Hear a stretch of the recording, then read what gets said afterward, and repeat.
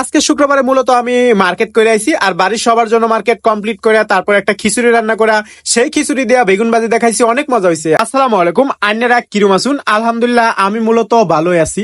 তো আজকে শুক্রবার ছিল, শুক্রবারে এই পাঞ্জাবি পরে অফিসে গেছিলাম। তো ডিউটি শেষ করে তারপর রুমে পাঞ্জাবি টাঞ্জাবি খুললা রুম থেকে টাকা নিয়ে চলে গেছিলাম সাইনবোর্ড। সাইনবোর্ড যাওয়ার উদ্দেশ্য ছিল বাড়ির জন্য কিছু কেনাকাটা করতে হবে, যেহেতু এবার কুরবানি ঈদ, তেমন বেশি একটা কেনাকাটা হবে না, তার জন্য মাত্র 4,000 টাকা নিয়ে গেছি। মূলত বাড়ির আব্বা আম্মা আর যে পুল্লি পুল্লি সদস্য আছে, বাচ্চা পোলাপান, তাদের জন্য যে একটু কিছু কেনাকাটা করছি।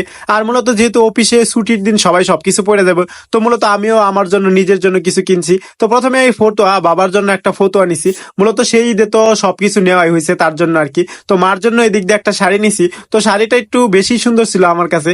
তো শাড়িটা কেমন হয়েছে সেটা কিন্তু কমেন্টস করে জানায়েন। তো এটাই ছিল আজকে শপিং। তো শপিং এ আপনাদের কেমন লাগলো সেটা কিন্তু জানায়েন। তো এটা ছিল আমার একটা ওই যে আমার বোনের মেয়ে, তো বাস ভাগ্নি, তো ভাগ্নির জন্য একটা জামা নিছি।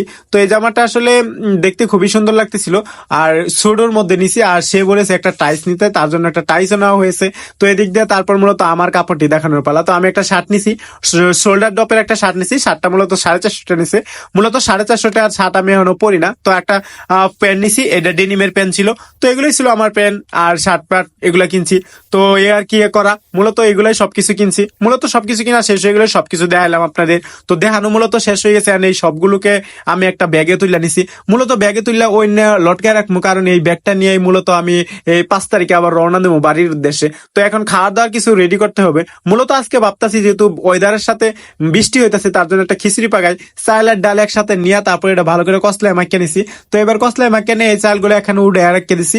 মূলত উড়ে রাখিয়া শেষ হয়ে গেলে তারপরে এখানে পেঁয়াজ মরিচ আর আলু টালু যা যা লাগবে আর কি সবকিছু আমি এখানে কাটে নিবো। তো এদিক দিয়ে কাটাকাটি শেষ হয়ে গেলে এইখানে আমি গোটা মশলা বানিয়ে নিবো। মূলত মশলা বানানোর জন্য মশলা দিয়ে দিব, হলুদ দিয়ে দিব আর দিয়ে দেবো বিরিয়ানির মশলা, কারণ এটা খিচুড়ি পাকাবো নর্মাল, তা বিরিয়ানির মশলা দিয়ে দিছি। তো এদিক দিয়ে সোয়াবিন তেল দিয়ে হাড়ি নিয়ে গেছিলাম গা। তো নিয়ে যাওয়ার পর চুলা পরে দিয়ে দিছি। মূলত এটা একটু হইতে হইব, মানে একটু জুসি জুসি হইতে হইব, তার জন্য এই ইটাকে একটু মশলাটাকে একটু করলাম আর কি, মজানো দিলাম। তো মশলাটা কষানো হয়ে গেলে মূলত চালগুলা দিয়ে দিব, আর চালগুলা দিয়ে দিলে মূলত আজকে আমার খিচুড়ি হয়ে যাবো। তো একদম শর্টকাটে একটা খিচুড়ি রান্না করছি, কারণ এমনি তো অনেক রাত হয়ে গেছে। মূলত 5:30টায় ছুটি হয়েছে, মূলত 5:30টায় ছুটি হয়েছে, আমি মার্কেট করে গেছি 10টা বাজছে। তো 10টার সময় বাসার সবাই ঘুমাই গেছে, তখন কি আর করার, তাই ভাবতেছি যে আসলে তেমন কিছু করতাম না, খালি এই খিচুড়িটা রান্না করাম আর খিচুড়ির সাথে একটা বেগুনের ভাজি বানাইলাম। তো খিচুড়িটা দিক দিয়ে কষাইতেছিলাম। তো খিচুড়ি কষানোর দিয়া তারপর মূলত একটু পানি দিয়ে যাবো এই কষানোর মধ্যে। কষানোর মধ্যে পর্যাপ্ত পরিমাণে পানি দিয়ে দিতাছি। তো এই দিক দিয়ে কিন্তু দেখতেই পাচ্ছেন খিচুড়িটা দেখতে কতটা সুন্দর হয়েছে। তো আমি কিন্তু একটু জাল বেশি দিছি, কারণ আমি জাল একটু বেশি খাই। তো এদিক দিয়ে এই খিচুড়ি অবতরে আমি একটা বেগুন মানে কাটটা নিগা বেগুন বাঁচতে হবে। শুধু শুধু খিচুড়ি খাওয়া যাবে না, খিচুড়ির সাথে কিন্তু বেগুন কিংবা ডিম ভাজি হলে খুব বেশি মজা হয়। কিন্তু দোকান মুকান সব বন্ধ, 10টা বাজে, যার কারণে ডিম আনতে পারি না। তো রুমে বেগুন আছে, বেগুনের বড়া বানাইলাম। তো এদিক দিয়ে বেগুন নিয়ে নিছি, আর বেগুন নিয়ে হলুদ দিয়ে দিলাম, আর সাথে দিয়ে দেবো মরিচের গুঁড়া। হলুদ মরিচের গুঁড়া দিয়ে দেওয়া হলে তারপর দিয়ে দেবো লবণ। লবণ দেওয়া শেষ হয়ে গেলে মূলত সোয়াবিন তেল। আমি কিন্তু বড়ার মধ্যে সোয়াবিন তেল এমনি দিই, এমনি দিলে আর কি বেশি বড়াটা একটু জুসি জুসি হয় আমার কাছে মনে হয় আর কি। তো এদিক দিয়ে বড়াগুলো সব রেমিনেট করে নিছি, নেওয়া শেষ হয়ে গেলে মূলত এগুলা নিয়ে মানে চুলা পাড়ে চলে যাবো। তো আমার খিচুড়ি দেখার পালা, আসলে খিচুড়ি কতটুকু হয়েছে সেটা তো দেখার পালা। মূলত খিচুড়িটা আমি যখন বলছি ওয়াও, মানে ওয়াও যে হইব, ওয়াও হয়েছে না, মানে এটা হলো বলকাইছে।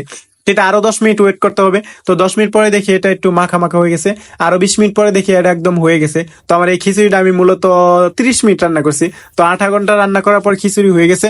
এবার খিচুড়ি নামাই নিবো, আর এখানে মূলত বড়া গুলা বাজিয়ে নিবো। বড়া বাজার জন্য প্রথমে তেল দিয়ে নেওয়া, সয়াবিন তেল। সয়াবিন দেওয়ার পর এখানে মূলত বড়াগুলো একে একে সব বড়াগুলো দিয়ে দিব। আর বড়াগুলো দেওয়ার সময় তেল ছিটটা তো আগুন একেবারে বাড়িয়ে পড়তেছিল। তো কিছু করার নাই, আগুনটা একটু কমাই দিলাম। তো কমাই দেওয়ার পর এই বড়াগুলো এই পাশ ওপাশ ভালো করে একদম ভালো করে জলসাই নিছি। তো মানে বড়াগুলা দেখতে পাচ্ছেন দেখতে কতটা জুচি হয়েছে। তো আজকের খাবারটা আসলে জমে যাবে, কারণ আজকে একটু বৃষ্টি দিন। তো বৃষ্টির দিনের সাথে কিন্তু খিচুড়ির সাথে এই ভালোই বেগুন বড়া যায়। তো আর কি খিচুড়ির সাথে কিন্তু গরুর মাংস যায়, মুরগির মাংস যায়, কিন্তু মাছ যেহেতু শেষ আর বাড়ি চলে যাবো, তার জন্য আসলে ওগুলো নেই নাই। রুমে নিয়ে আইসি এখন, রুমে নিয়ে এখন ভাত মানে রেডি করার পালা। তো দেখতেই পাচ্ছেন আজকের ওয়াও খাবারটা।